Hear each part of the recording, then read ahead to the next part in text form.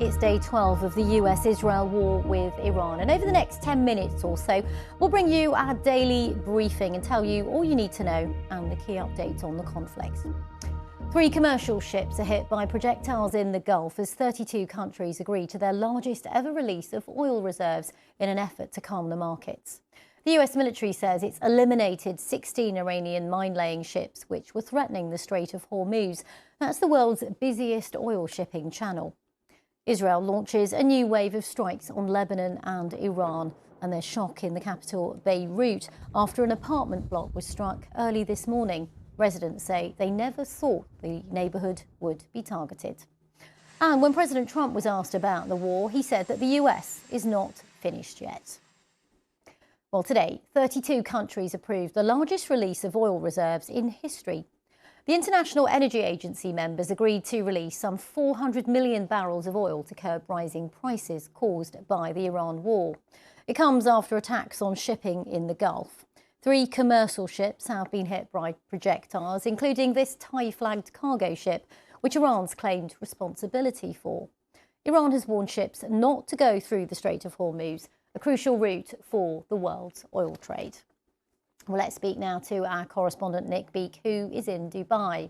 Nick, on social, there have been a lot of questions about the ships which were hit today. Tell us more about what's been happening. Hi, Regina. Yeah, well, these 3 strikes happened in pretty quick succession. The most significant was the one you mentioned on that Thai-flagged vessel. 23 people were on board, 20 were saved, but there was a search operation that was ongoing many hours ago to look for those 3 other members of the crew. The Iranians said that, yes, they did carry out this strike. It happened in the Strait of Hormuz, as you say, which is so critical to transporting oil. 20% of the world's oil passes through there. And as you also mentioned, today we had these 32 countries from the International Energy Agency agreeing to this biggest ever release of oil reserves, some 400 million barrels, about 4 days worth. It's worth pointing out this is not a case of just turning on a tap and all this oil flowing out. It's an indication to the markets, really, trying to soothe them, appease them, and it's a suggestion that the producers will provide more oil in the days to come. So that happened. Also, finally, here in Dubai, the international airport, there were 2 drones that were intercepted near the airport. Officials saying that 4 people were injured, but worth pointing out that this is the second time in 5 days that Iranian drones have been able to get right up to this airport. It's the biggest, the busiest in the world in terms of international passenger traffic. Last year, they dealt with more than 100 million passengers. So this is a concern that once again, these drones have got all the way up to the airport before they were apparently intercepted, Regina. OK, Nick, thanks for the latest there. Now, as well as a new wave of attacks on Iran, Israel's carried out extensive strikes in Lebanon, where authorities say nearly 600 people have now been killed. Loud blasts rocked Beirut overnight and into today as Israel continues to pound the Lebanese capital, targeting what it claims are Hezbollah sites. Well, this morning there was a strike on an apartment building in the centre of Beirut. Our correspondent reports from the street outside. I am here in Beirut, in the heart of the capital. This is a residential area. An apartment was struck in the very early hours of this morning. Of course, the damage is extensive. Nearby buildings, cars and apartments have been extensively damaged, and people here are in absolute shock. This is in the heart of the capital. People I spoke to here told me they never considered this area to be in danger or that it could be targeted by any strike. But this has happened this morning, and this is the second time in less than a week that the capital, Beirut, is struck.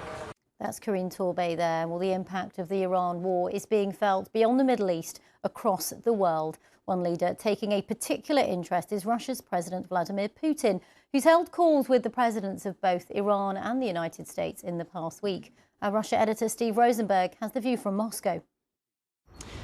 Well, in Moscow, President Putin has called for de-escalation of the Iran conflict. But Russia can see opportunities too from what is happening there. First of all, financial ones. The jump in oil prices means more revenue for Russia from its energy exports at a time when the Russian economy has come under increasing pressure.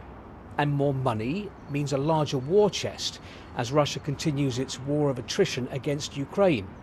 And this financial windfall, I think, we can expect to be even larger if, as some of the Russian newspapers today were predicting, America eases oil sanctions against Russia.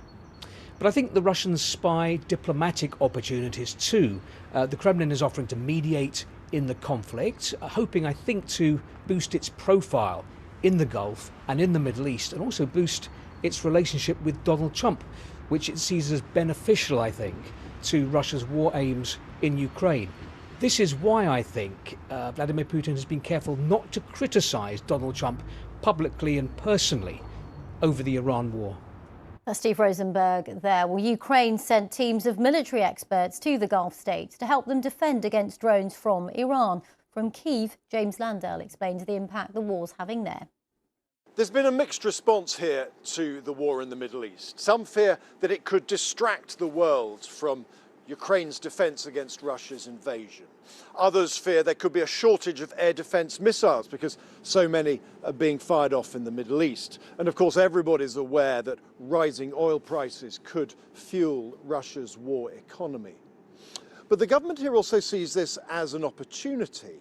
Many countries have been knocking on Ukraine's door saying, give us some help with interceptor drones. And that's something that Ukraine is a world leader on. They've been keeping these skies safe with these machines for 4 years. So Ukraine hopes it can raise some vital funds selling drones in the Middle East. It can win some new friends and allies there. And it can just stay relevant, part of the international conversation. In other words, it hopes to use this war to present itself as less of a war-torn victim and more of as a useful ally. And if we could achieve that, it would be no mean feat. Well, attacks inside Iran are continuing, and Iranian state media says that at least 1,270 people have now been killed since the start of the war. New images of Kerman Airport show the impact of a recent US-Israeli strike with black smoke billowing.